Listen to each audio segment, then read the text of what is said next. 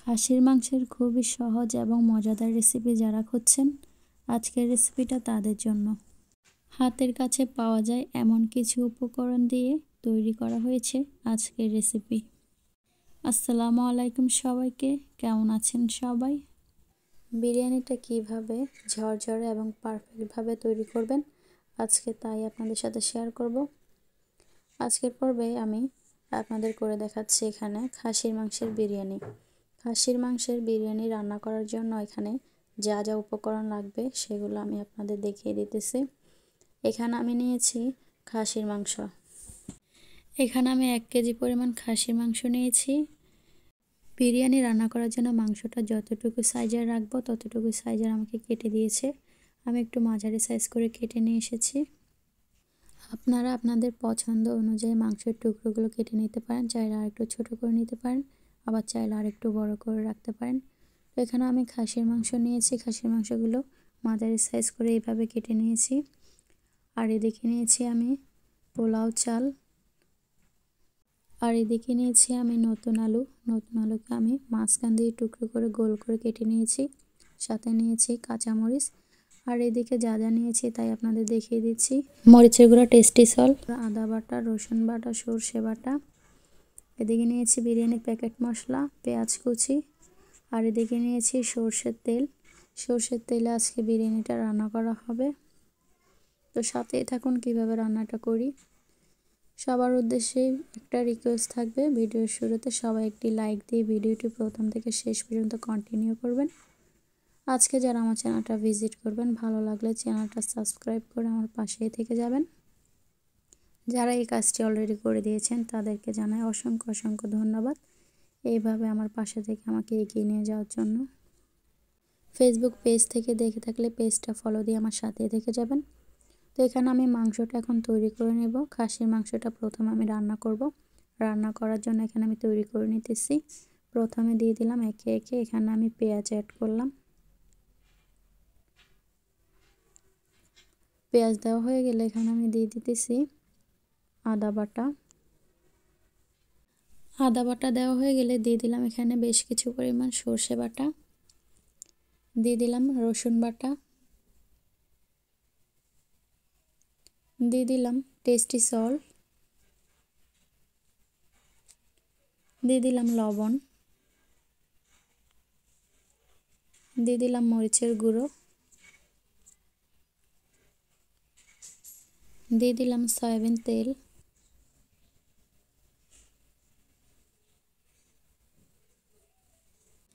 এইবার মাংসটা আমি খুব ভালো করে হাত দিয়ে মাখিয়ে নেব মশলার সাথে।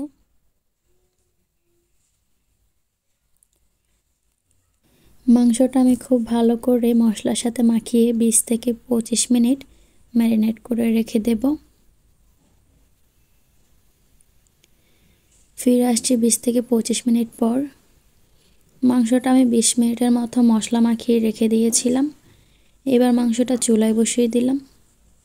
মাংসটা চুলায় বসিয়ে দেওয়ার পর একে একে আরও অ্যাড করলাম। এখানে তেজপাতা দিয়ে দিলাম, সাথে দিয়ে দিলাম সর্ষের তেল। সর্ষের তেল দেওয়ার পর এখানে দিয়ে দিলাম টমেটো সস।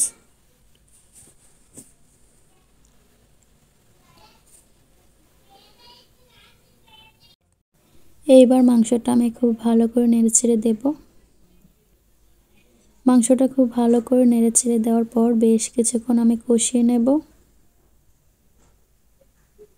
মাংস যত বেশি ভালো কষানো হবে বিরিয়ানিটা খেতে তত বেশি টেস্ট হবে। মাংসটা আমি খুব ভালো করে নেড়েচেড়ে দিয়েছি। এবার আমি বেশ কিছুক্ষণ কষিয়ে নেব। মাংসটা কষানোর পর আমি ফিরে আসছি। বেশ কিছুক্ষণ পর মাংসটা আমার খুব ভালো করে কষানো হয়ে গেছে। মাংস প্রায় হয়ে গেছে। এই পর্যায়ে আমি দিয়ে দিলাম গাজর কুচি, ছোট ছোট টুকরো করে আমি গাজর কেটে রেখেছিলাম। গাজর দেওয়া হয়ে গেলে দিয়ে দিলাম এখানে আমি কেটে রাখা আলু। মাংসটা এখানে কষানোর ভিতরে রান্না করে ফেলতে হবে। অফ ক্যামেরায় মাংসটা আমি বেশ কিছুক্ষণ রান্না করেছিলাম। আলু আর গাজর দেওয়া হয়ে গেলে মাংসটা আমি আরও একবার খুব ভালো করে নেড়েচেড়ে দেব। মাংসটা খুব ভালো করে নেড়েচেড়ে দেওয়ার পর দিয়ে দিলাম বিরিয়ানি প্যাকেট মশলা। বিরিয়ানি প্যাকেট মশলাটা দেওয়া হয়ে গেলে মাংসটা আমি খুব ভালো করে নেড়েচেড়ে দেব। মাংসটা খুব ভালো করে নেড়েচেড়ে দেওয়ার পর আরও কিছুক্ষণ রান্না করে আমি ফিরে আসছি। মাংসটা আমি খুব ভালো করে নেড়েচেড়ে দিয়েছি।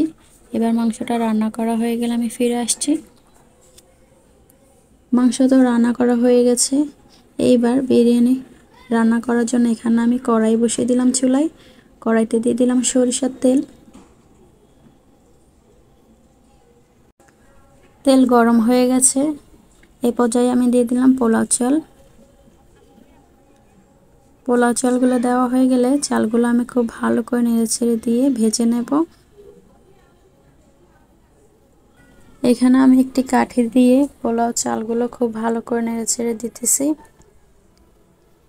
চালগুলো যত ভালো ভাজা হবে বিরিয়ানিটা তত বেশি ঝরঝরে হবে।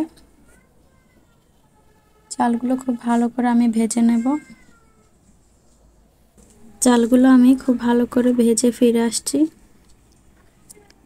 পোলাও চালগুলো এখানে আমার ভাজা হয়ে গেছে। এই পর্যায়ে আমি দিয়ে দিলাম রান্না করা খাসির মাংস।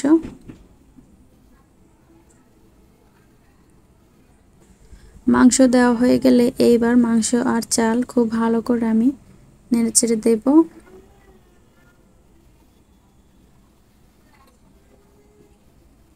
মাংস আর চাল আমি খুব ভালো করে নেড়েচেড়ে দিয়েছি।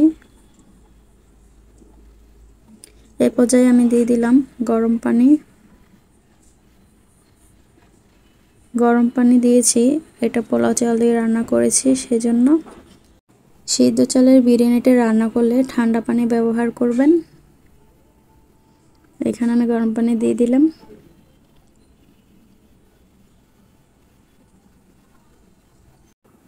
গরম পানি দেওয়া হয়ে গেলে এইবার খুব ভালো করে নেড়েচেড়ে দেব।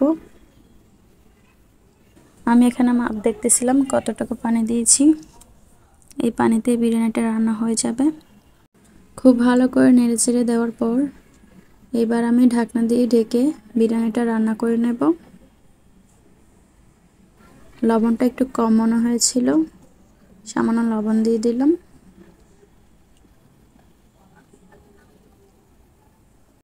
সাথে কয়েকটা গোটা কাঁচামরিচ দিয়ে দিলাম।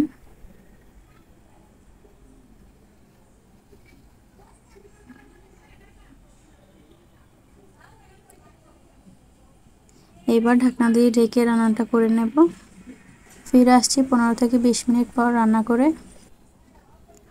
15 থেকে 20 মিনিট পর ঢাকনাটা খুলে একবার দেখে নেব। বিরিয়ানিটা প্রায় হয়ে গেছে, একদম ঝরঝরে হয়েছে আর খুবই সুন্দর একটা গন্ধ বেরোচ্ছিল। আর 2 থেকে 3 মিনিট রাখলে হয়ে যাবে। 2 থেকে 3 মিনিট পর নামিয়ে পরিবেশন করে নেব। সবশেষে এই যে আমার হয়ে গেল খাসির মাংসের বিরিয়ানি। দেখতে যেমন লোভনীয় হয়েছে, খেতে অনেক বেশি মজা হয়েছিল। আপনারাও খুবই সহজ পদ্ধতিতে এইভাবে বাড়িতে তৈরি করতে পারেন। আর খুবই সুন্দর একটা গন্ধ বেরোচ্ছিল। খাসির মাংসের বিরিয়ানিটা কেমন লাগছে কমেন্ট করে অবশ্যই জানাবেন। ভালো লাগলে একটি লাইক অবশ্যই দিবেন। ভিডিওটি ভালো লাগলে লাইক কমেন্ট করে পাশে থাকবেন। রান্না তো হয়ে গেল, এখন আমি খেতে বসেছি রাতের খাবার। এখানে আমি খাসির মাংসের ঝোলও রান্না করেছিলাম আলু দিয়ে। আর এদিকে আমি সালাদ বানিয়েছি জলপাইয়ের আচার দিয়ে, সাথে শসা। আর এদিকে জলপাইয়ের আচারও নিয়েছি। আজকের ভিডিওটা এই পর্যন্ত। সবাই ভালো থাকবেন, সুস্থ থাকবেন আর আমাদের জন্য মন থেকে দোয়া করবেন। মাংসগুলো একদম সিদ্ধ হয়ে গেছে দেখুন। আল্লাহ হাফেজ সবাইকে।